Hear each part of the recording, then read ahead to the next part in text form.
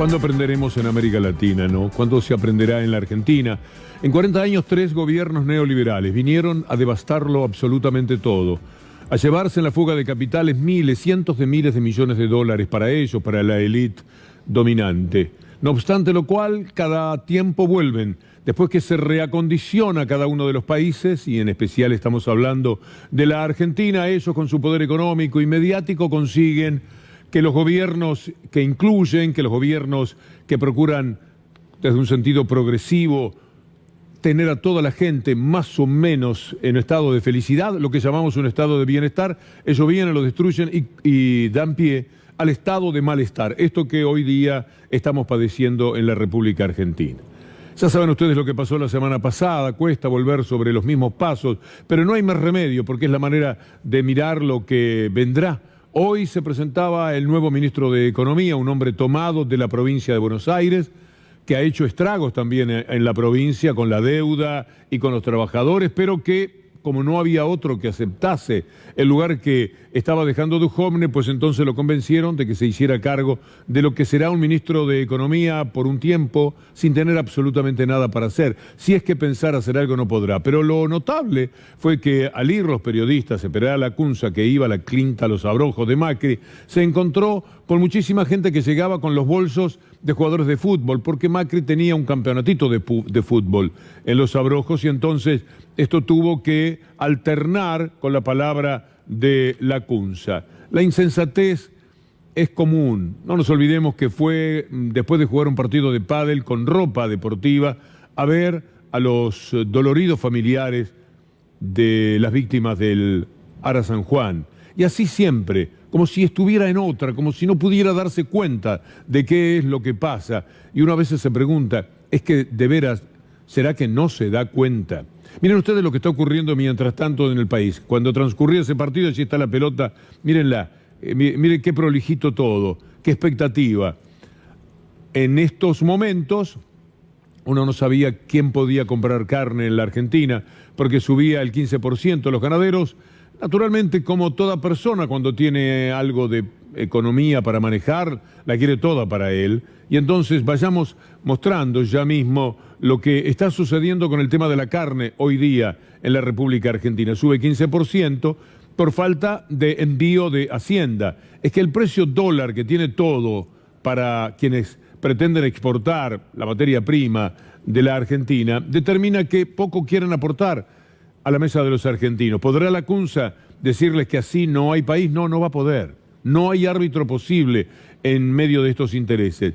Durante la primera quincena de agosto, la canasta básica subió 1,9 en Buenos Aires, pero hoy y mañana, sobre todo hoy, han remarcado de una manera tal que tendremos una gran sorpresa al llegar al supermercado en la próxima jornada. No les marcha nada bien. Los autos han bajado más del 40% de la fabricación en un año.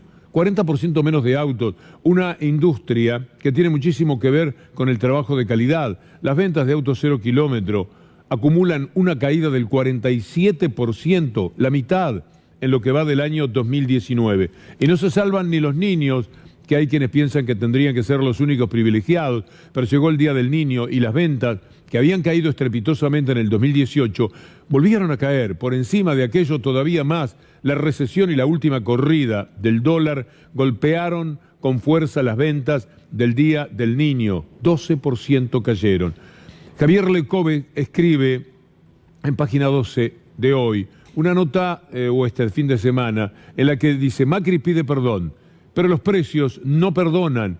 Y vayamos por partes a lo que está señalando. En arroz, las subas del precio de fábrica son del 9,2%. Hay distintos tipos de arroz, pero esto es lo que sucede en general. Algunos aumentan más. En infusiones se anunciaron subas desde este lunes del 18%, té y café 18%, carne vacuna, aviar y porcina también están subiendo. El ganado vacuno en pie registró un incremento de entre el 20 y el 25% y el porcino un 20%.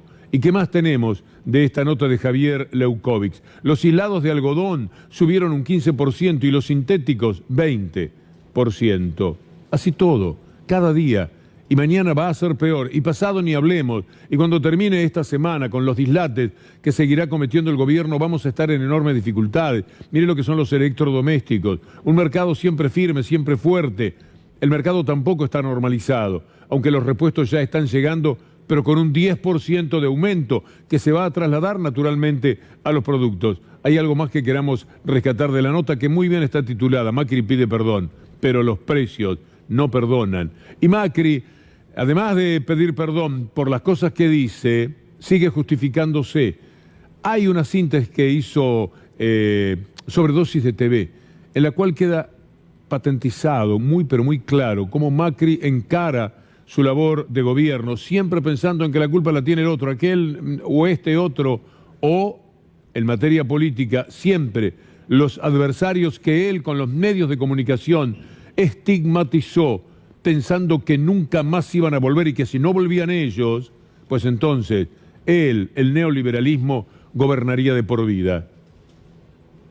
Estábamos en una situación donde el dólar bajaba, las empresas argentinas mejoraban, la financiación aumentaba y se consolidaba el proceso de baja de inflación y de crecimiento de la economía, y hasta a partir de este resultado electoral, desfavorable al gobierno y favorable al kirchnerismo, se da vuelta todo. Las empresas bajan entre el 30 y el 50%, el riesgo país subió 350 puntos en una hora. Entonces, tienen ellos que trabajar para que tengamos una elección más normal en generar esa credibilidad. Como presidente estoy acá para ayudar en lo que puede. El kirchnerismo tiene que hacer un esfuerzo adicional de convencer que va a ser algo distinto. Y ahí nosotros no podemos participar. Lo mismo que ellos tienen el peso que tienen en el votante argentino porque gobernaron. Qué confusión, ¿no? Son ellos, el kirchnerismo, los que tienen que dar tranquilidad. Y yo estoy acá para ayudar. Pensé que era al revés, exactamente al revés, y estoy seguro que usted también habrá creído lo mismo, que el que está para intentar solucionar los problemas es él, y que en todo caso los demás podrían intentar ayudarlo. Pero no es así, él lo siente de otra manera. El New York Times, el diario más importante del mundo, lo responsabiliza a Macri. Tendrá que leer el New York Times para entender de qué se trata su gobierno. Mark Weisbrot, el codirector del Centro de Investigación Económica y Política en Washington y presidente, del Just Foreign Policy, afirma que un triunfo de Alberto Fernández en las elecciones del 27 de octubre no es algo inherentemente negativo para la economía, no tiene por qué ser malo. Si se observan los indicadores económicos y sociales más importantes, dice el New York Times, los gobiernos de los Kirchner estuvieron entre los más exitosos del hemisferio occidental. Esto lo subraya el columnista, quien anticipa que la Argentina deberá negociar el acuerdo firmado el año pasado con el Fondo Monetario Internacional. La alternativa kirchnerista no tiene credibilidad ante el resultado adverso al gobierno y favorable al kirchnerismo. Debería hacer una autocrítica al kirchnerismo y el kirchnerismo tiene más responsabilidad todavía. El kirchnerismo ya gobernó. El kirchnerismo tiene que hacer un esfuerzo adicional. Hoy el kirchnerismo tiene muchísima más responsabilidad. El New York Times le está diciendo todo lo contrario, que el kirchnerismo fue lo último exitoso en el hemisferio occidental como gobierno. Es verdad, la Argentina estuvo dentro del estado de bienestar hasta el 2015. Basta mirar la cantidad de personas que trabajaban, el salario que tenían, lo que ganaban los jubilados, la forma de ir incrementando el salario de los jubilados, el hecho de que había una alta inflación, pero era superada siempre por el salario, y lo que se podía hacer por las personas que tienen una discapacidad, y a los chicos se les dio la AUH por primera vez, nunca había existido algo por el estilo, acaso con el peronismo, pero parecido nada más, la AUH. Estaba todo mejor, el niño, el anciano, el trabajador, todos estaban mejor, era un estado de bienestar. Lo dice el New York Times, que no es precisamente Pravda de Moscú, Miren lo que está diciendo, volvamos a esto. No es algo inherentemente negativo para la economía que Alberto Fernández gane las próximas elecciones. Si se observan los indicadores económicos y sociales más importantes, los gobiernos de los Kirchner estuvieron entre los más exitosos del hemisferio occidental. Y usted se preguntará, ¿y entonces por qué lo cambiamos? Y lo cambiaron sin discutir una sola política pública.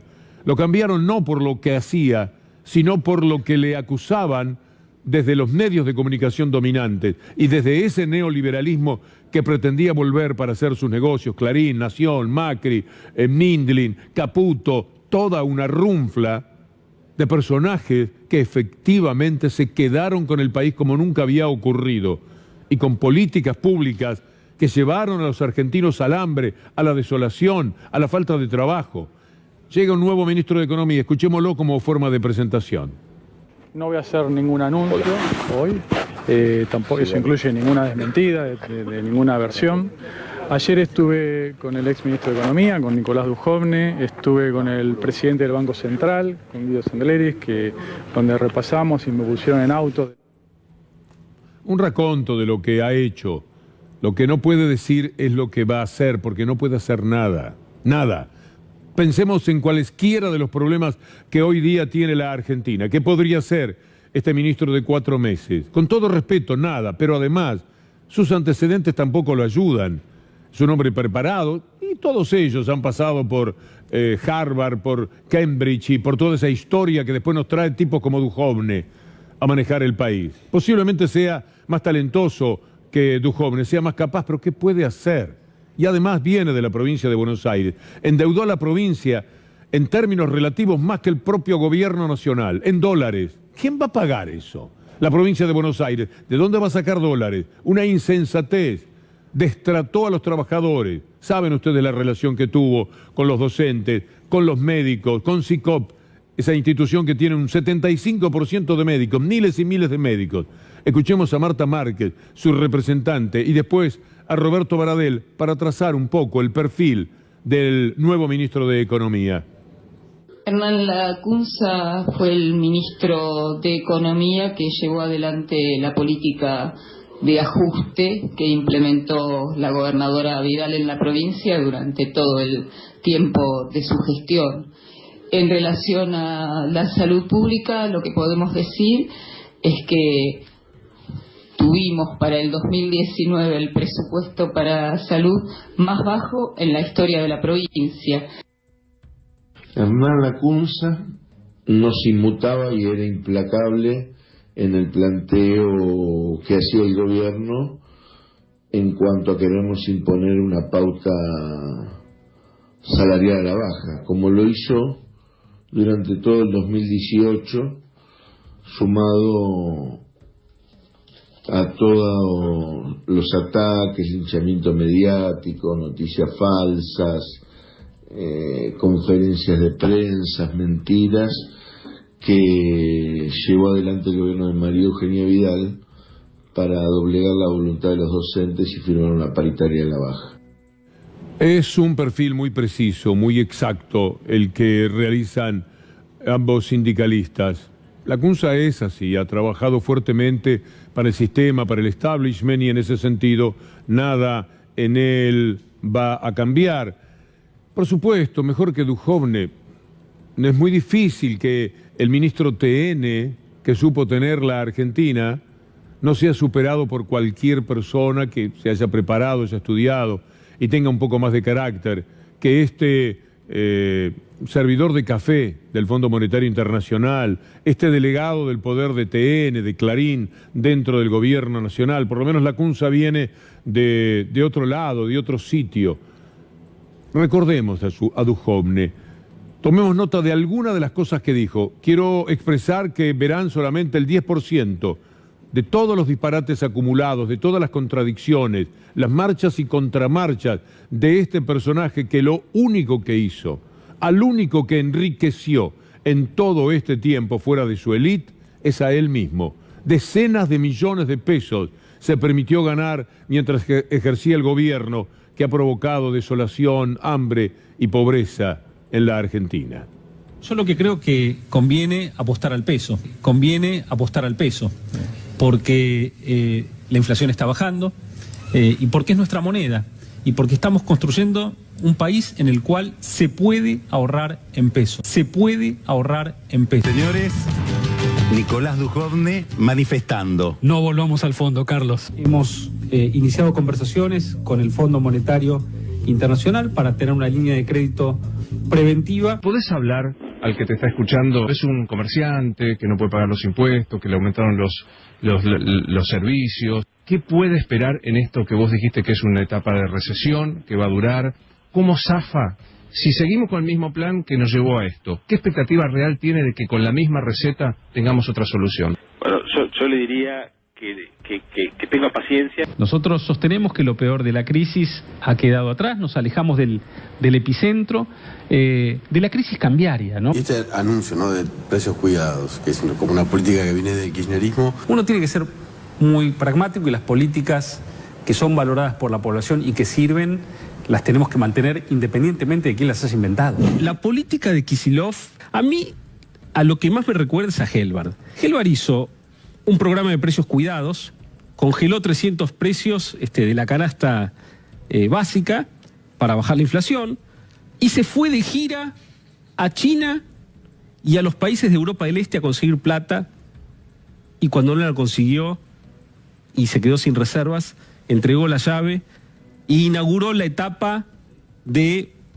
15 años de muy alta inflación de la Argentina. Este anuncio, ¿no?, de precios cuidados, que es como una política que viene del kirchnerismo. Uno tiene que ser muy pragmático y las políticas que son valoradas por la población y que sirven las tenemos que mantener independientemente de quién las haya inventado. Hemos decidido recalibrar nuestras metas de inflación. Planteaban una inflación del 5% en el año 2019 y ese objetivo ha sido trasladado al año 2020, así como el objetivo del 10 ha sido trasladado al año 2019. Esto es lo que hemos tenido como ministro de Economía. Este hombre estuvo a cargo, de alguna manera, por supuesto, con toda una banda de economistas y con el Fondo Monetario Internacional, a cargo de la suerte de los argentinos. 4 millones cayeron en la pobreza, cientos de miles en la indigencia, 3.600.000 esta noche, ya lo sabe usted. No van a acostarse, no ya bien comidos, sino mínimamente con un alimento en el estómago. 51%, 49% de chicos, no dije bien el 51%, en situación de pobreza, 35, 36% de momento de pobreza. A esto hemos llegado. Pero la peor de todas las frases es esta que le vamos a poner aparte a Duhovne, porque aquí marca lo que es el poder y es en lo que tenemos que reflexionar. ¿Cuánto poder sentía este hombre para poder decir que se permitían cualquier ajuste? En realidad estaba diciendo todos los desastres que hemos hecho no lo podría soportar ningún gobierno, se caería ese gobierno. Para mí es la frase más demostrativa de aquello a lo que hemos estado enfrentados durante todo este tiempo. Es una frase crucial, histórica. Un ministro que dice cualquier gobierno que hiciera esto caería. Bueno, por suerte uno puede pensar que está a punto de caer. Esto nunca se había hecho en la Argentina sin que caiga el gobierno. Nunca se había hecho un ajuste de esta magnitud. Nunca se había hecho un ajuste de esta magnitud. ¿Qué es ajuste? ¿Es hambre? ¿Es falta de trabajo? ¿Es falta de salarios? ¿Es no jubilación? ¿Es no salud? ¿Es no educación? ¿Es no ciencia? ¿Es no tecnología? ¿Es nada? Eso es el ajuste. Y él decía, bueno, eso es un ajuste tan importante, pero eso sí, qué fantástico. Porque fíjese usted que una cosa hecha así de esta manera, nos tendrían que echar a patadas, quería decir. Nos tendrían que empujar, salgan de aquí, quítense del medio, de la modesta felicidad a la que aspiran millones y millones de argentinos, no estorben. Y él estaba allí diciendo, oh, nosotros estamos acá muy campantes, muy triunfantes.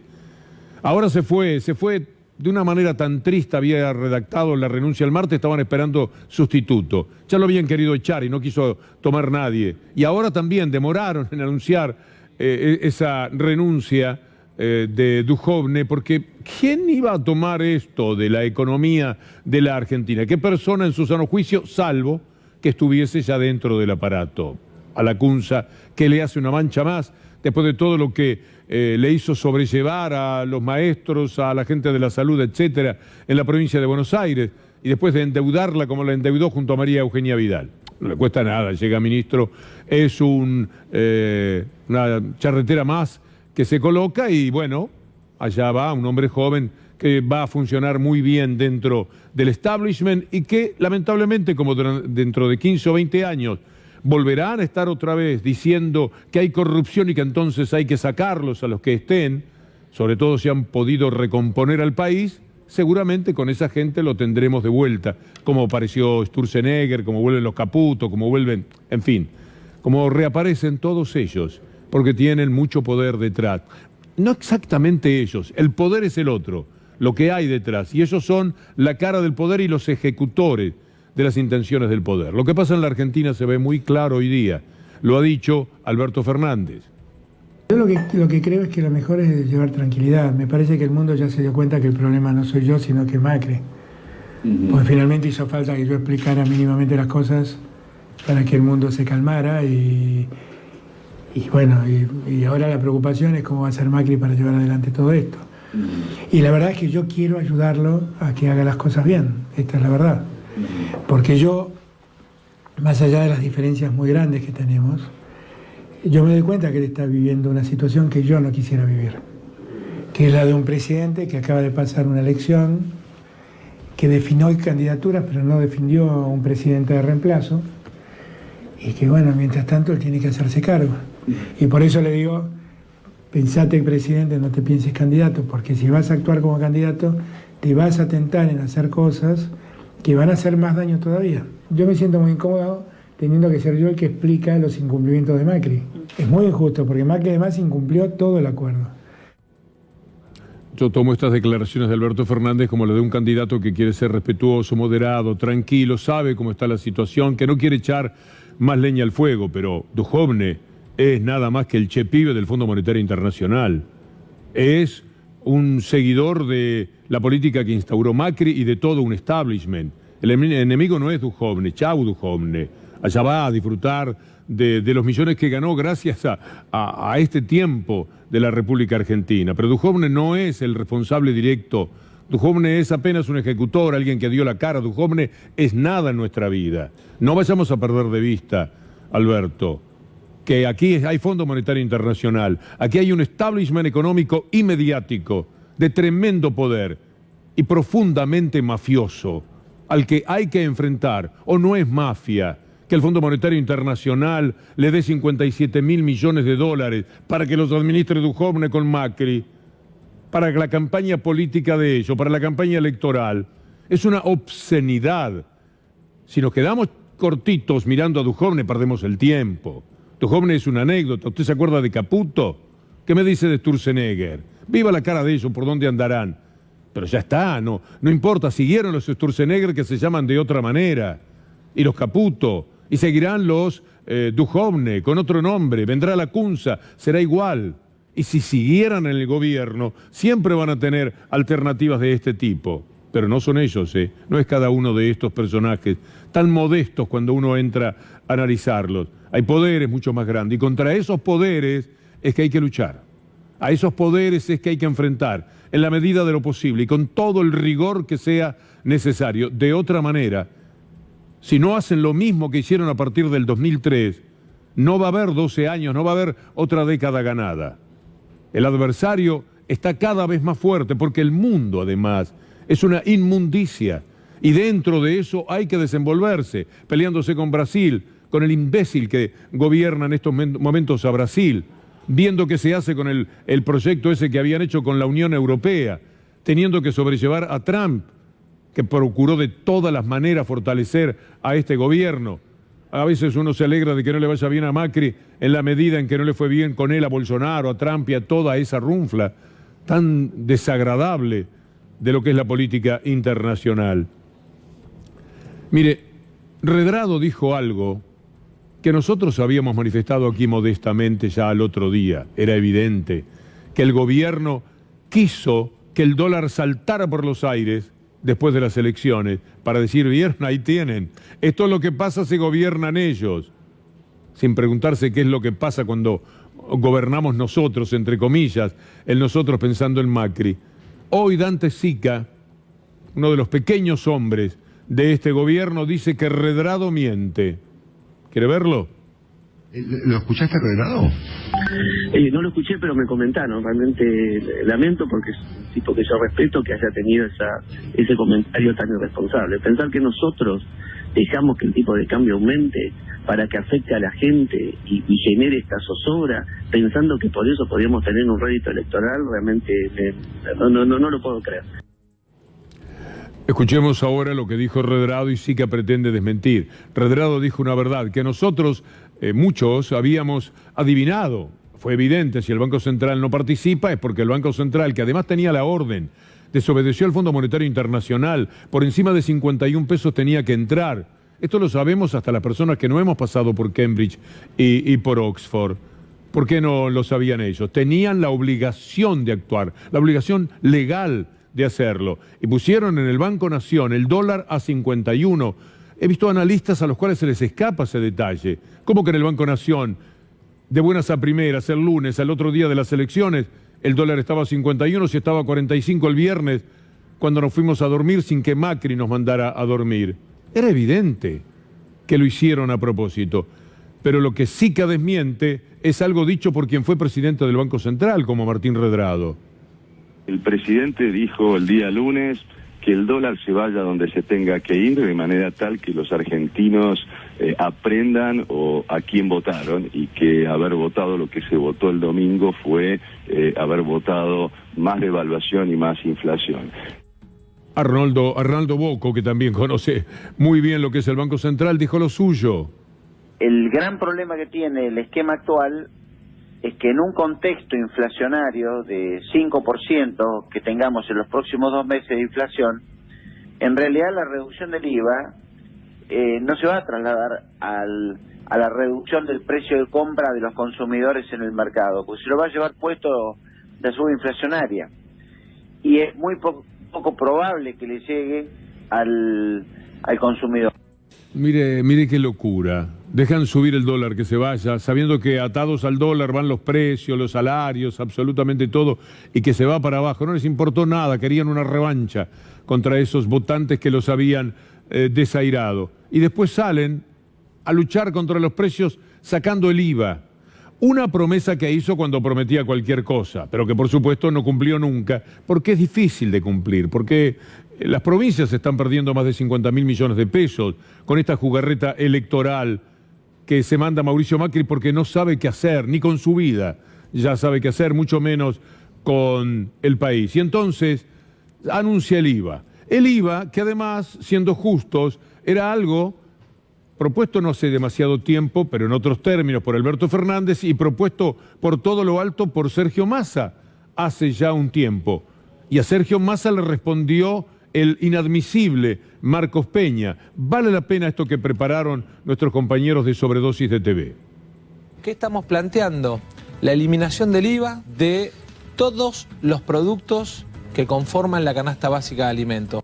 Massa es una persona tribunera que dice lo que quieren escuchar la gente para tratar de llegar al poder. La chantada que presentaron ahora, así lo digo, porque es así. ¿Qué? De la iniciativa del bajamos los precios. Que tiene un costo fiscal imposible, Ale, bien lo sabe. Vamos a eliminar el IVA de los principales alimentos que consumen las familias argentinas.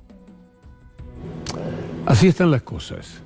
Dejan que el dólar se vaya, los precios van con ellos, van atados y salen a correrlos detrás con el tema del IVA, que además es una cuestión de que tiene enormes dificultades. Mire, vamos a escuchar a Osvaldo Bassano, ese gran luchador a nombre de los consumidores, a ver cómo ve esto. El gobierno, con referencia al IVA, es neutral, no hace absolutamente nada por el incremento que hubo de alimentos desde el lunes en adelante. Es decir, que esto simplemente quiere neutralizar entre el 20 y 30% de incremento que hubo en estos días, y como es un 17 o un 9%, depende del alimento que se le aplica el IVA, ni siquiera se va a sentir en el bolsillo del consumidor, que no tiene ningún incremento en sus ingresos.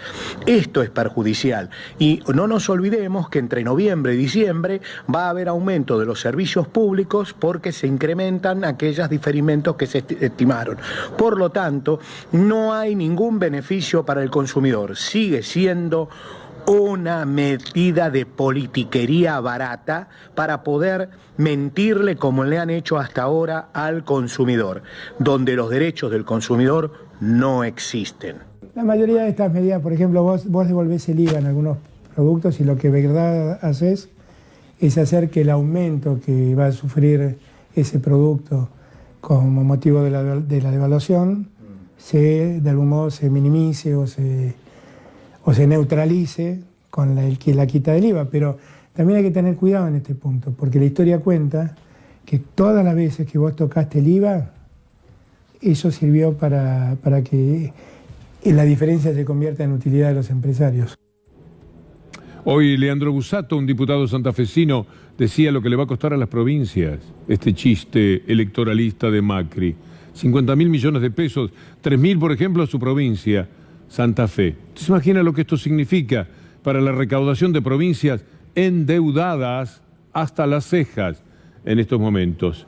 Es el neoliberalismo, que siempre vuelve. Apareció con Martínez de Oz, volvió con Cavallo, reapareció ahora. Lo consiguen, tienen mucho, pero mucho poder. A ver si esta vez aprendemos y luego de echarlos en octubre, se puede pensar para siempre que habrá matices, habrá otros partidos, habrá otros dirigentes. Tendremos siempre para discutir de política. Pero lo que no puede volver a nuestras vidas es el neoliberalismo. Nos mata, lo dice el Pepe Mujica. El gran aliado que ha tenido la fórmula Fernández es la política de Macri, sencillamente. Porque en última instancia, esclavos de un fanatismo neoliberal crudo, saltaron de un modelo,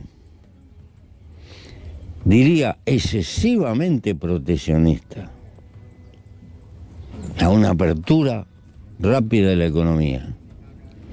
Y eso produjo un desmoronamiento de una cantidad de empresas medianas, pequeñas, y una economía que con tendencia a colapsar en muchísimos rubros. Pensaron que liberando de golpe la política de subsidio y abriendo la economía se iba a solucionar todo, dice el Pepe. Quería reservar un pequeño tramo de sus declaraciones por un elogio que hace a Axel Kicillof. Indudablemente, la figura de los participantes en las elecciones más puro y más importante que se haya podido encontrar por parte de los electores y el brillante triunfador, al menos en las PASO, en la provincia de Buenos Aires. Esto dice el Pepe. Seguramente que Kicillof tuvo mucho mérito. Es un muchacho muy capaz. Esta señora tendría mucha simpatía, pero Macri la fundió. Y porque no se puede hacer magia con la realidad. Axel Kicillof es una demostración del valor de la democracia. No solamente su talento como economista, aquello de que deslumbraba a los alumnos siendo muy joven, pero muy joven, más allá de cómo sedujo a los habitantes de la provincia de Buenos Aires con su esfuerzo titánico, yendo lugar por lugar, dando la cara, conversando con ellos. Es increíble lo que ha realizado, pero el dato para mí más impresionante es su sentido democrático y republicano. Hay que tomar a Kicillof a los 10 días de haber perdido las elecciones, su partido, allí en el Parque Centenario, en una plaza. Esta frase, para el valor de la democracia, vale oro. Esta es una frase para todos los tiempos, porque no fue dicha en un reportaje, en un momento de comodidad, no. Fue manifestado cuando la gente incluso estaba enojada con ese resultado de la democracia. ¿Acaso porque sabían que esa democracia estaba opacada por los medios de comunicación, por ese tremendo megáfono que es el único que persigue, estigmatiza y le dice a la gente quiénes son corruptos o no, siendo ellos los principales? No se basó en esto. Dijo, hay que creer en la democracia. Vale la pena recordarlo. Hay que darle tiempo, pero hay que ver. Sí. ¿Sabe ¿Saben por qué? ¿Saben por qué? ¿Saben por qué? Porque el nuestro es un movimiento democrático. Es profundamente democrático. Respetamos el dictado de las urnas y ya estamos trabajando para mostrarle al pueblo de qué se trata y ganar la próxima elección en las urnas. Para eso estamos trabajando.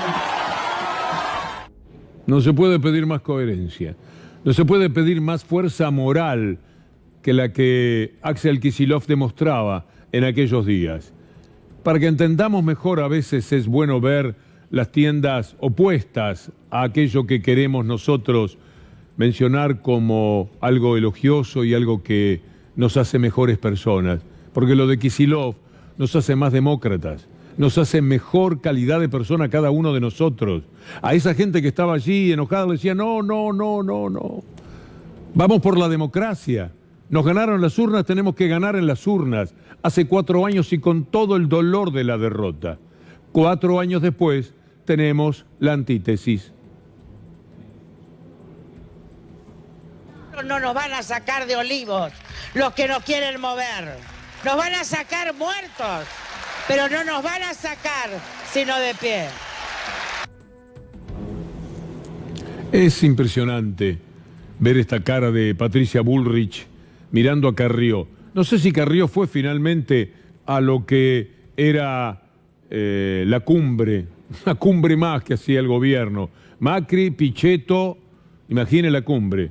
No estaba Duhovne, tampoco estaba Lacunza, en fin, pero estaban Macri y Pichetto y esta mujer, Patricia Bullrich, que mire cómo la miraba a Carrió. Hizo bien Carrió el no ir, porque esa mirada da para huir. Vamos a terminar nuestra columna con algo que tiene que ver con el más profundo cinismo del gobierno. Vamos a terminar con el peor de los canallas que este gobierno haya tenido, con el que tuvimos que padecer los periodistas. Se llama Lombardi, pero nosotros le pusimos canalla y en algún momento puede haber parecido, caramba, es duro. No, es un canalla de verdad. Nos ha hecho un inmenso daño en forma deliberada para vivir todos sus privilegios. Un sistema de medios ni austero ni público, dice Emanuel Respighi, quizás la firma más autorizada para analizar medios de comunicación en la Argentina. La gestión Lombardi deja un déficit de casi 4.000 millones de pesos. La proclamada austeridad, acérquense por favor, quiero que lo lean además, es solo de contenidos y audiencias. El déficit operativo y financiero de la TV pública y Radio Nacional para el 2019, ahí está, me gustó, ahí está la cifra, 3.860.773.784 pesos. Este chanta que ha dicho estos disparates, no sé si tenemos los tiempos, pero vale la pena recordar el último dato que es demoledor. La radio y la televisión argentina, de la que depende la TV pública y Radio Nacional, tendrá un déficit total de más de 3.800 millones de pesos. ¿Sabe cuántos años del fútbol para todos será esto? 2 años. 2 años que toda la población pudo haber visto al fútbol y no que la tuviera secuestrada, lo mañeto, los torneos y competencia, lo mafioso del fútbol y de la vida política de la República Argentina. Para los que trabaja este personaje, que ha dicho cosas como estas. ¿Cómo está tomando todo lo que está pasando en Telam? Sí, muchos sí. despidos. Sí, claro, en todos lados. Todo el mundo se está reconvirtiendo en el mundo periodístico. Nosotros pensamos que estamos llevando efectivamente los medios públicos a ser pluralistas, democráticos y obviamente, si se había pasado de una planta de 400 personas a una de 980, había que racionalizarlo. Es doloroso, pero los que lo hicieron fueron unos grandes irresponsables. ¿Por qué usted en noviembre de 2017 dijo que no iba a haber despidos en los medios públicos? En noviembre de 2017 en La Nación Más. ¿Ha habido un pedido por parte de Jefatura de Gabinete para achicar el personal del área que está a tu cargo? No. Claramente le pregunto, ¿cuándo no va a haber despidos en los medios? Habían pedido achicar las plantas, que hay que echar gente en todos esos... Eso es simplemente es la idea permanente del miedo al cambio. Yo lo que te digo, obviamente en Canal 7, en Radio Nacional, no hubo despidos, porque se pudieron llegar a situaciones difíciles, pero con acuerdos, pero en Telam no fue posible. ¿Va a haber reincorporaciones? No, bajo ningún punto de vista. Fue demasiado optimista cuando se prometió pobreza cero, que la inflación se iba a bajar, que los jubilados iban a estar mejor. La pobreza cero fue una Ahora dicen que es un horizonte, pero en la campaña no decían horizonte, pobreza cero. Bueno, yo te recomiendo, a mí me parece muy bien. Sí. Todas tus preguntas y yo te respeto y te contesto todo. Y lo valoro mucho que haya frenado y que haya Lo hablado. único que digo como consejo en términos generales, ya sé que no lo vas a poner, que es la pregunta retórica, es encubrir una respuesta adentro de tu misma pregunta, Por no me ejemplo, parece ¿en buen qué caso? profesional. En todas las que hiciste. Todas. Sí, todas. Yo el peor de todos podría titularse, pero esto lo decimos en función de que nos ha tocado de cerca a los periodistas, 4.000, 3.500 periodistas sin trabajo por él, periodistas echados, empujados, Telam, ninguneados en una lucha apasionada por seguir dentro de la profesión. Es atroz lo que ha hecho. Yo digo el peor de todos por eso. Pero ¿cómo elegir al peor, al menos republicano, al menos democrático, o al que más daño le haya hecho a la vida de los argentinos prescindiendo de Macri? Sería imposible. La columna sigue mañana, Dios mediante, pero ahora continúa el diario.